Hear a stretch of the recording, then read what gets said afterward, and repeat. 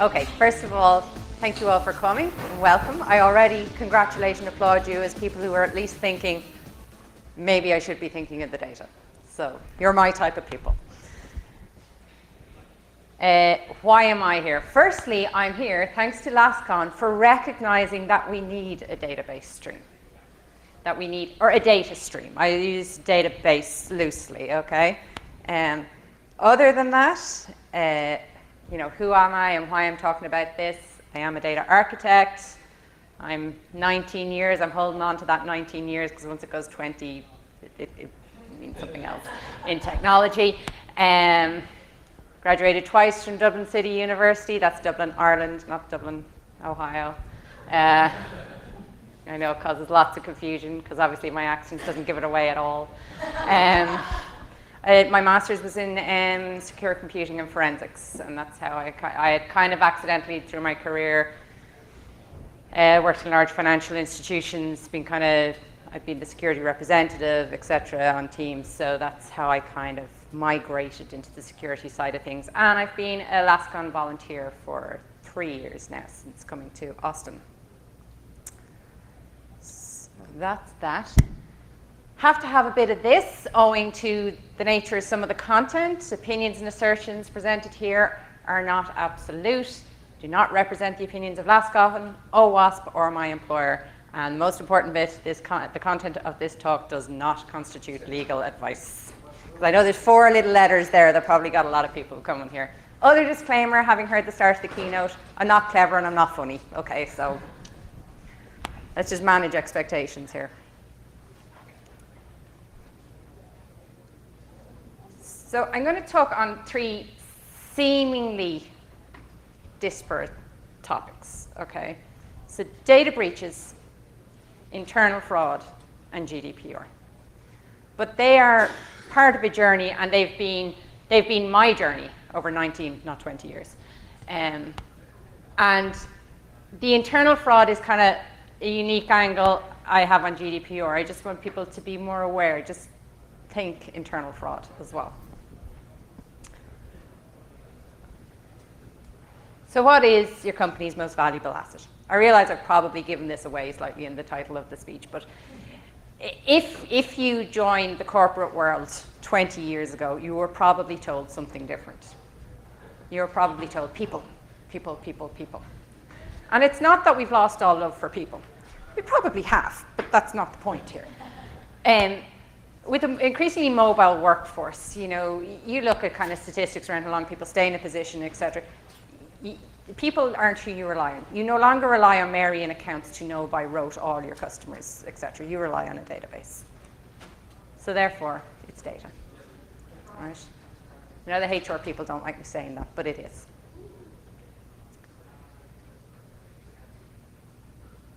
Caesar's Palace bankruptcy.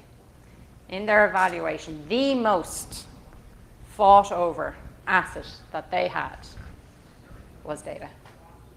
Wasn't there all their buildings, their hotels, their land in the heart of Las Vegas? It was the data. And why?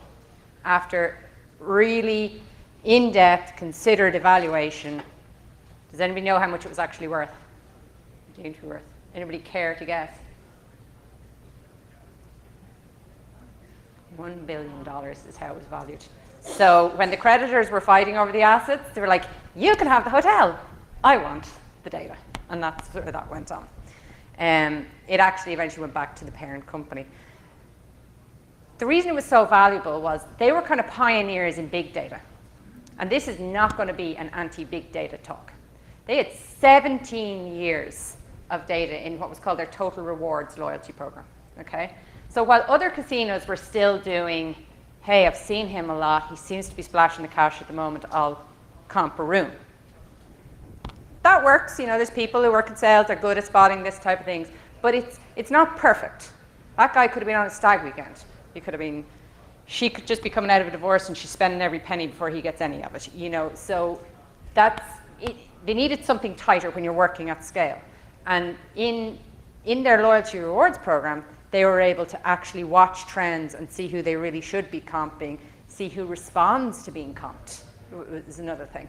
So this is why it was so valuable. But within that, they had so much data that it was useful it could be sold anywhere, because they've been quite loose around how it could be used and that type of thing, so everybody wanted it. And this is actually, Joshua Cantor was a VP of Caesar's Palace in 2013, and he is quoted as saying in an interview that big data is even more important than a gaming license. That is some statement to come out of somebody at that level in the gaming industry. But what he meant by it was, I can get a gaming license. There's a process, I follow it. But my data, I lose my gaming license over something, it's inconvenient, it's painful, but I can probably pay some guys in suits to get it back from me. Your data, that you can't just, well, it's very expensive to go just buy. It's built up over time. You can't buy trends now. You have to have the vision to start collecting in advance. So that's what he meant by that. So you're all going to know all these logos. And, some of you may have been affected by them. We've all heard the war stories. We've all gone, phew, wasn't me. Phew, wasn't my company. And then Target pretty much got everybody who bought novelty decorations for Halloween. And then everything just faded recently in September with Equifax. And the reason it did was, with the credit system in this country, you pretty much can't get away from using the credit bureaus. So there's an element of trust. We're going to hear lots of people talking about zero trust. I'm going to talk about trust in a kind of more natural way. We got to trust these things, in the case of credit bureaus, you don't really have a choice if you're going to operate. So they've breached that trust massively. They've breached your data, but they've breached that trust massively. But what's it actually costing? So I'm going to point you to a few resources for this type of thing that are good both for as wake-up calls for ourselves, to mind go, why am I thinking of the data? And they're also good for sort of C-suite type of negotiations on what work you need done and convincing. So the Poneman Institute is a research wing of IBM, and they produce these reports annually. But the global average cost of a data breach at the moment is $3.26 million. And that's everything. That's fixing systems, that's lawsuits, and it is an average. But that's what you're talking about. It's not just minor money. It's not just Equifax where it's a big hit. All over the world, the average cost of record is, depending on who you listen to, it's kind of around the $11 seems to be consensus. You kind of go, not so bad. When you think of, think of whatever your prime database is at work. Just think of one of them. If the whole thing got leaked, how many records is that? Don't answer, but many records is that? So what are companies doing about it? So lots of people have, we apply OWASP top 10 principles. We've worked into our code review process, so we're all good. And we go an extra step. We look at the SANS top 20, and we work with our ops department, and we do this on a certain cadence, and it's reliable, and all the rest. But I am saying that we're forgetting what we're trying to protect. Data is king. Okay, so nobody really wants your source code anymore, okay? No matter how many hours you labored over it, how much midnight oil you burnt. It's probably up on Stack Overflow anyway, So nobody really wants your beautifully crafted code. If they go at your application, they want your data behind it, okay? It's the endpoint. And you've got to consider that you will be hacked if you're not currently hacked at the moment and just possibly don't know about it. So lots of people took kind of defense in depth kind of, I would say approaches. I said excuses and said, oh no, we've got the guys on the firewall and we've got the folks doing the application security and it'll never get back this far. But I just ask people to just think long and hard and answer honestly. If it does, how are you going to feel then? If it gets to the data layer, nearly said database layer, but the data layer, however you're holding it, how do you feel then? And how do you feel if you're going, I had an opportunity. I sat in LASCON. I got told from several other sources to mine my data. And I didn't because I thought it'll be okay. It's so far back. It's so far down the stack. I don't like feeling foolish. I don't think most people do. So Equifax 2017, we touched on it. let's delve into the details. It was caused by CVE 2017-5638, Apache structure vulnerability, reported in March 2017, didn't really, the breach was reported in September. It doesn't matter, right? It doesn't matter. That's why I'm so bored listing that off. Because I really don't care, now that my data's out there, I don't care whether it was CVE 2017 or CVE 2016 or any other, whether it was Apache, whether it was Tomcat, I'm bored already. I care who has my data now, why am I now purchasing PlayStations in Russia? Why am I having to lock down all my accounts? And what I mean is, it doesn't matter to the individual whose details have been breached. In Ashley Madison's case, people didn't really care. Lives were ruined, choices were made, lives were ruined, families were broken up, and worse. People really didn't care why. They just cared that it happened. So there's one thing that can be more embarrassing, okay? Yes, it can be more embarrassing than I didn't patch my software. And that's, what's if the threat comes from within, okay? And the reason that's more embarrassing is you failed on so many levels. You've possibly failed in your recruitment process. You have failed to manage your employees. You failed to keep them happy. You failed to keep tabs on what they're doing, When something like this happens, you have to ask why. Now, I'll cut to the chase. It's generally financially motivated, okay? The reports have been done. But there are other reasons. So if it's financially motivated, why did you not know this about your staff? Okay. So this, I'm going to pray it out, is the Verizon 2017 DBIR Database Breach Investigations Report, 10th edition. Get yourself one, they're free. I don't work for Verizon, as we said, but it's an excellent report, okay? And it looks at these type of factors, okay? So where I came across it goes back to my master's, and that's what I want to briefly show you today, was mine came from a very real world scenario. I used to start work very early in the morning just to manage my commute, and I worked for a very large bank in Ireland, so anybody who's been to Ireland knows now it's one of two companies, so it was one of those two.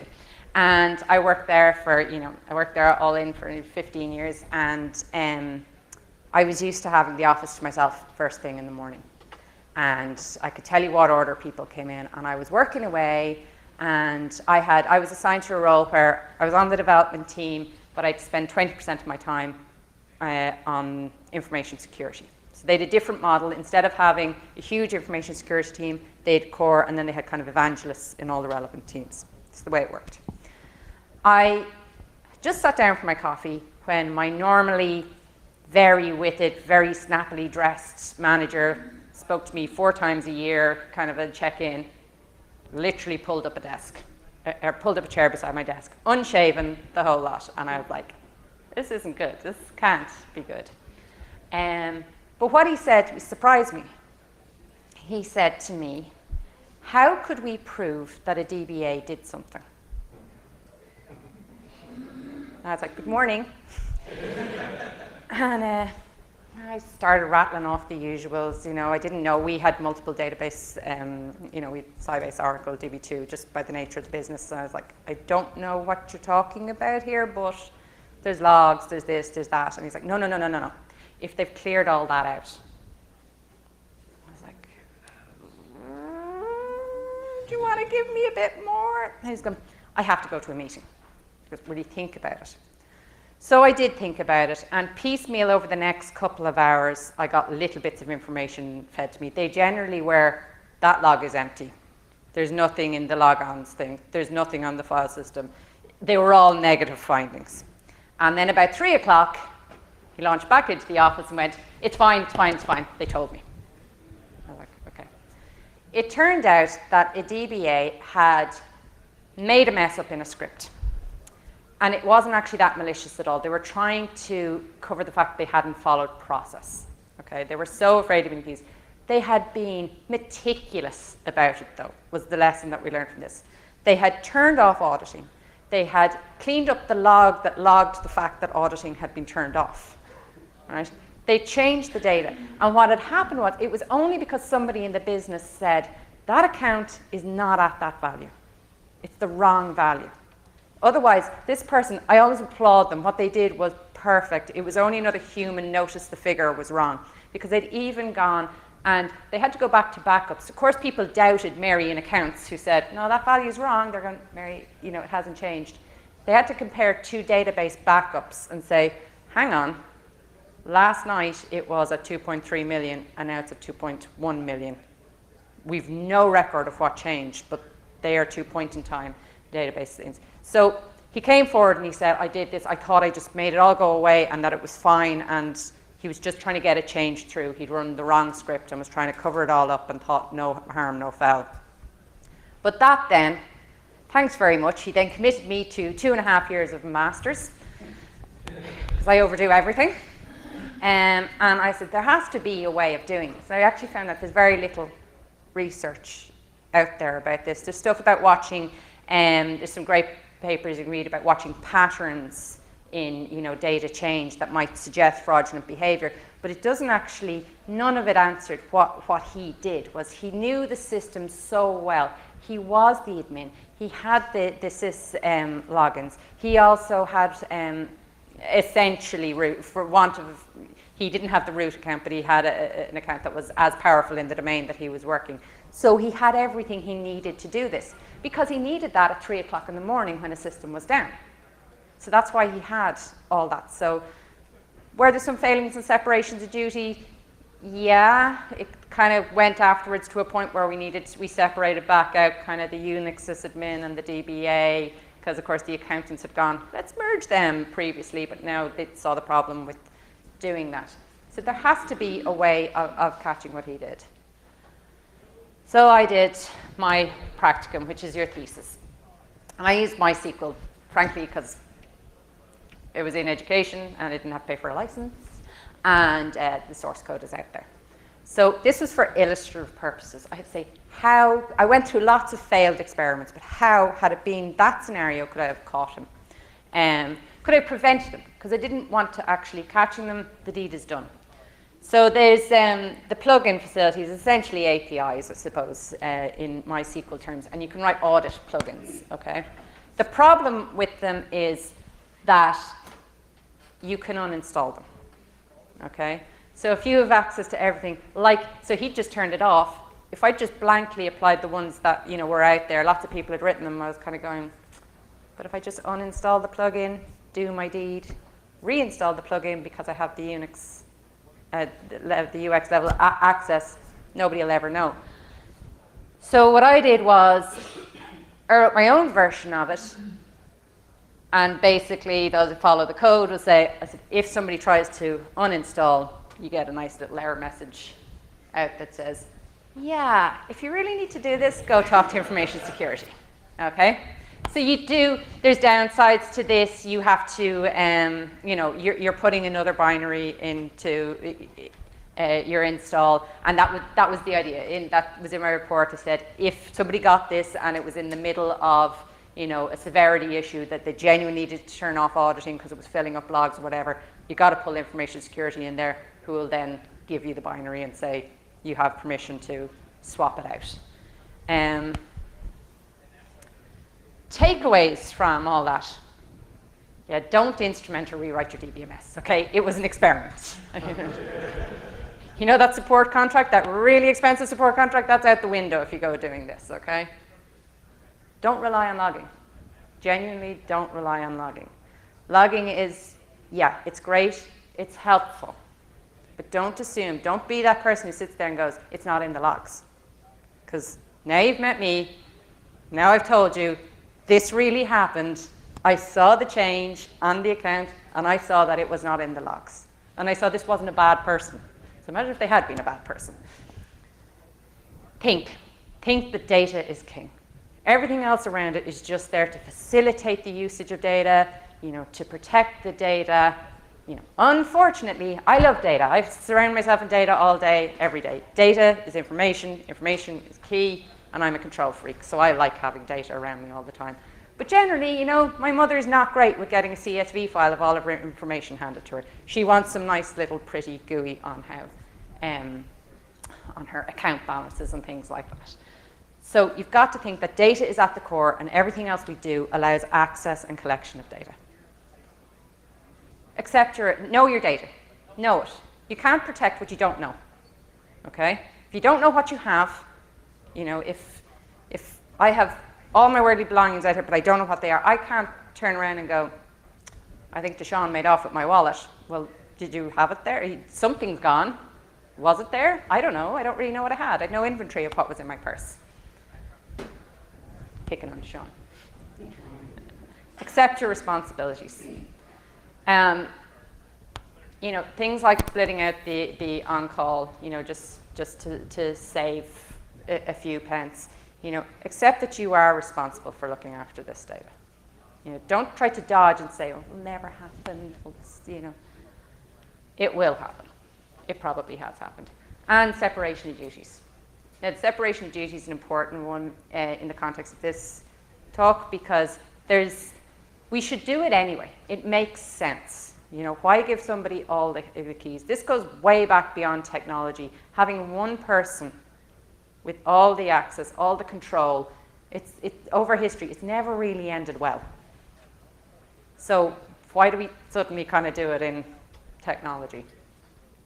And it's a lot of the legislation around, you know, GDPR and SOX and all, actually call it out and say separation of duties. So if you only remember one thing, know your data. I'll go a little bit further. Love your data. Join me.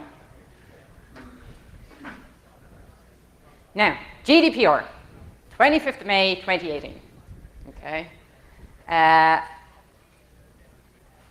If anybody came in here thinking I'm going to have all the solutions, there is no silver bullet. So I'm going to look this way for 2 minutes and you can walk out if you want.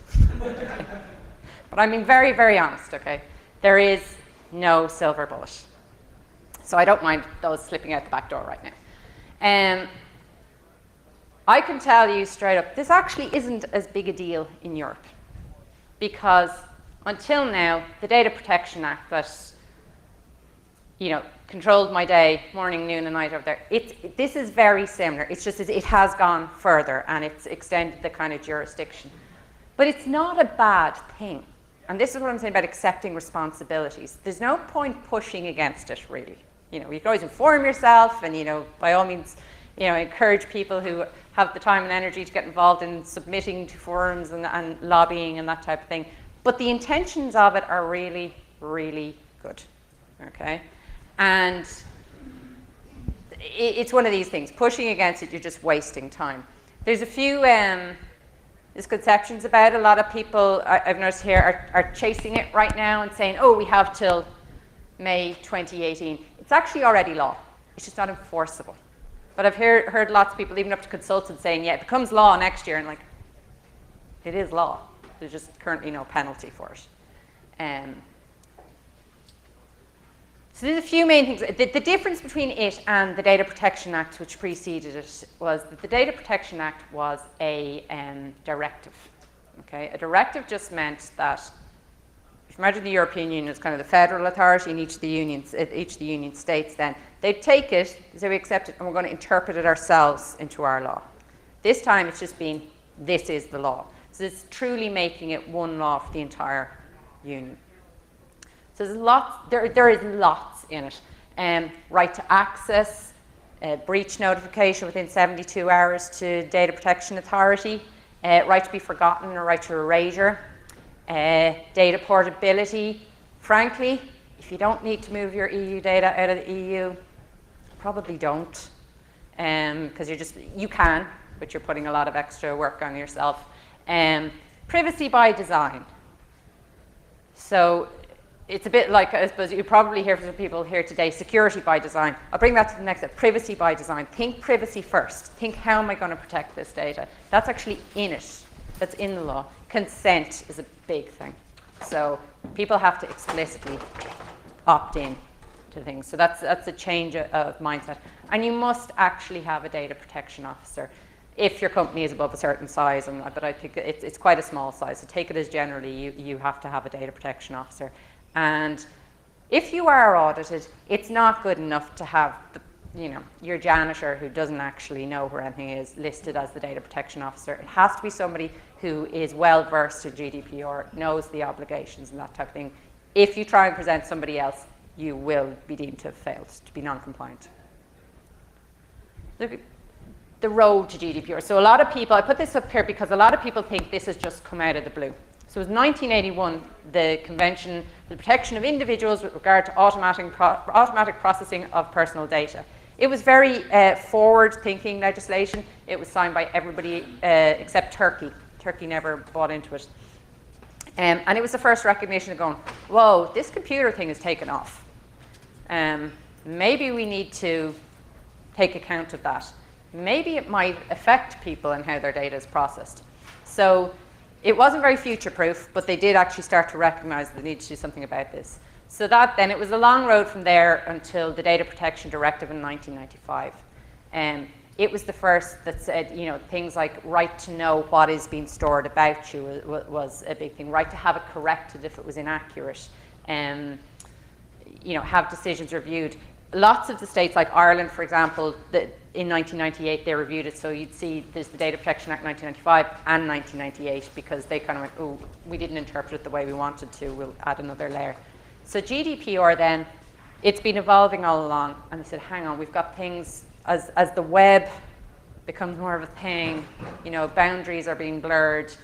Where is jurisdiction? Where is, it's no good to say, I've protected you really well here, but your data just got breached the other side of the world. And that's where GDPR came from. So it's been a seismic shift for companies who want to do business in Europe, but aren't in Europe.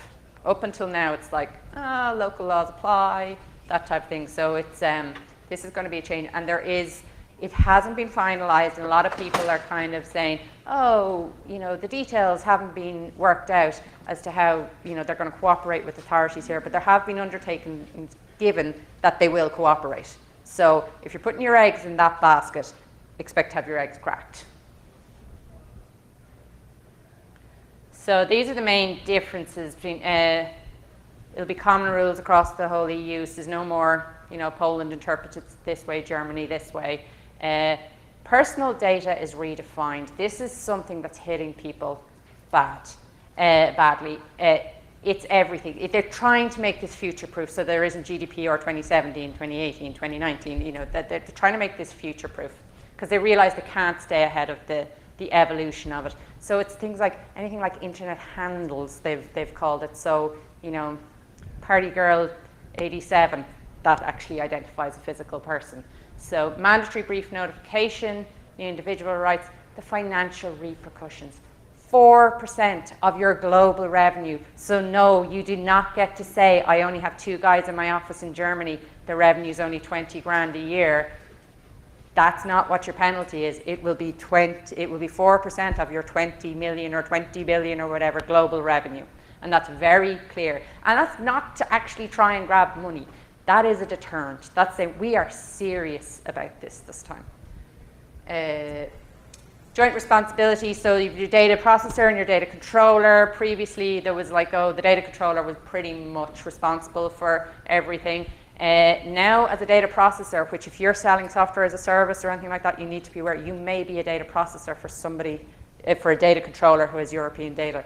You now have responsibility, so you now need to review your contracts. You now need to review, am I ready to go into this market? Am I prepared to go into this market? Do I need to do something about this contract?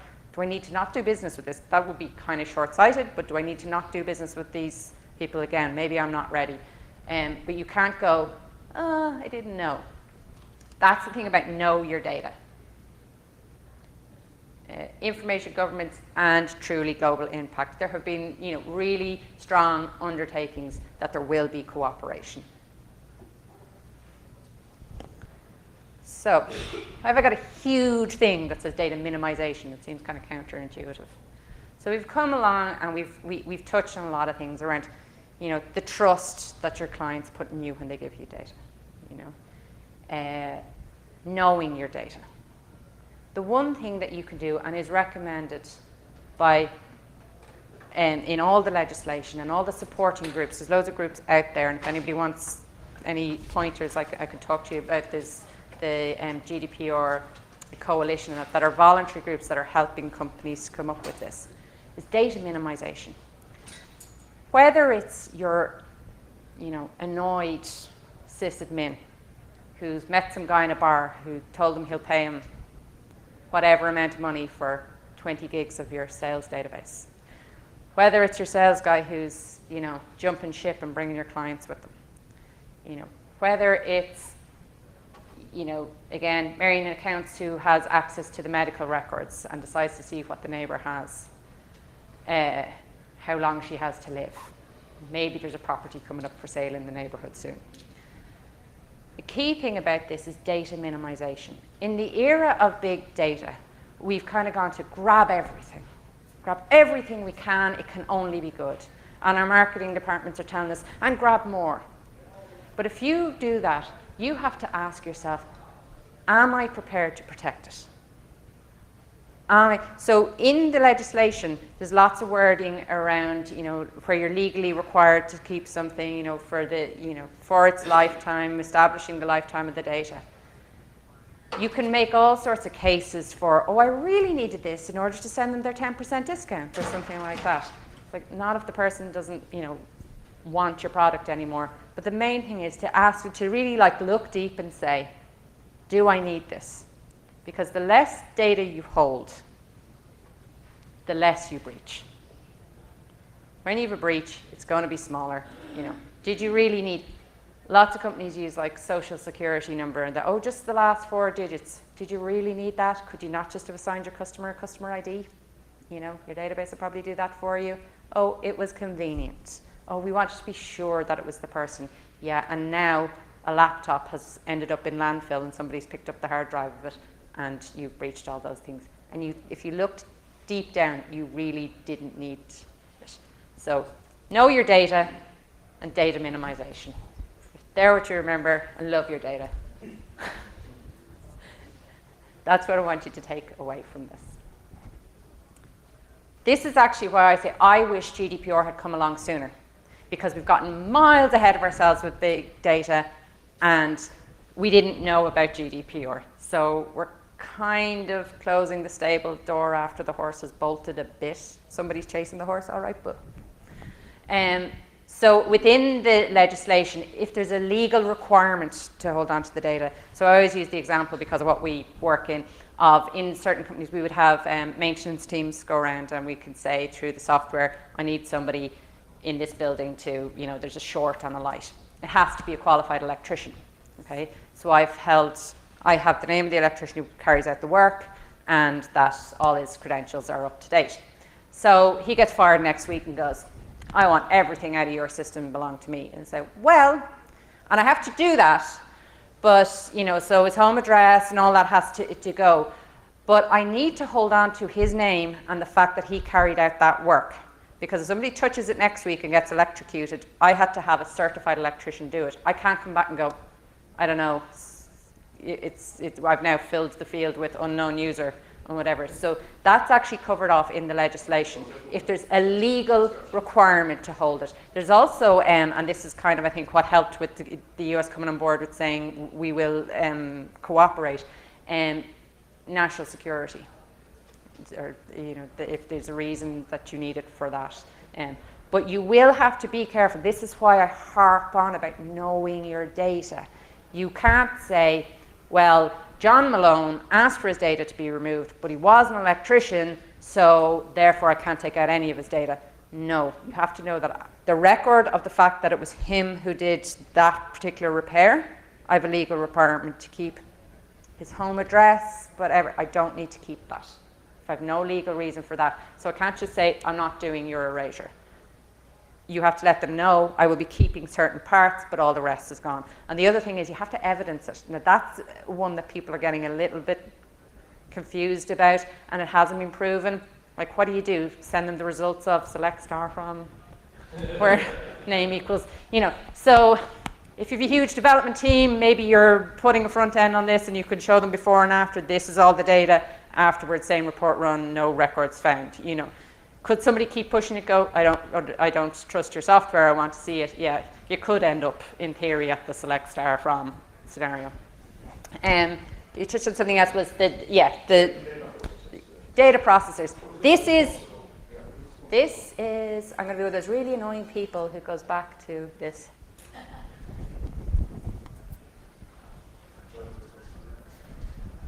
So that's about, previously, as I said, it used to be the data controller's problem. You know, you collected the data, your problem. Yeah. But now it's kind of going, and now the data processor was never without responsibility, but they were it was much looser. There was a lot of, how can I know what I have? You know, you gave it to me. Now it's joint responsibility around processing. This is what companies have to go through.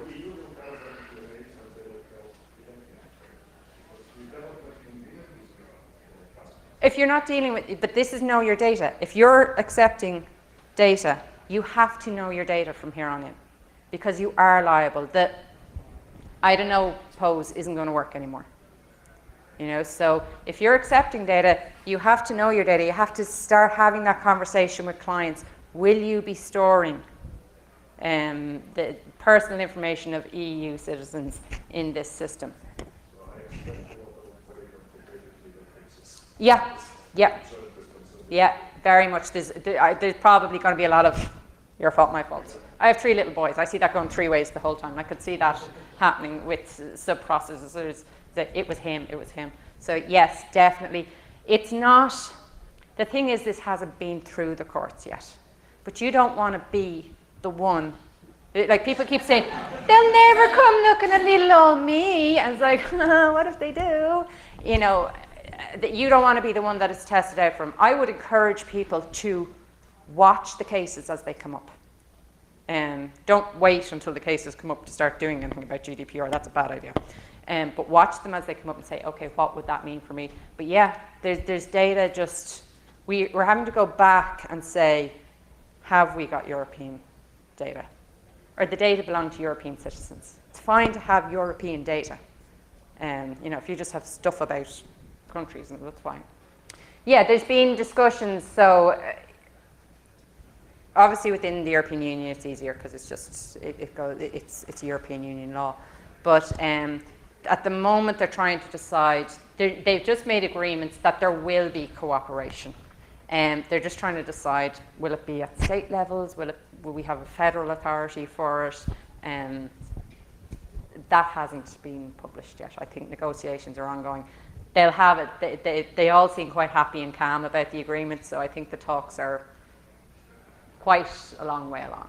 So I think it will be announced before May 2018. That is the thing with the breaches. You'll still be obliged to inform the DPA, so the Data Protection Authority, in the country where the data was breached from.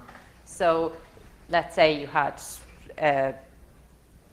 Irish data, and you know there's a breach, you've got to contact the Data Protection Authority in Ireland or the ICO in the UK if you have UK data. So in theory, if you had data from all 28 states, you'd have to contact them all in the 72 hours. So one of the hopes is that will actually be an upside to having a central kind of point of contact in the US, that you'll just tell them, we had a oopsie, can you go talk to our friends in Europe and tell them we had a oopsie? But that hasn't been worked out yet, but that's something a lot of people are pushing for. Well, if they sell it, then you're acquiring data, therefore you're a data controller.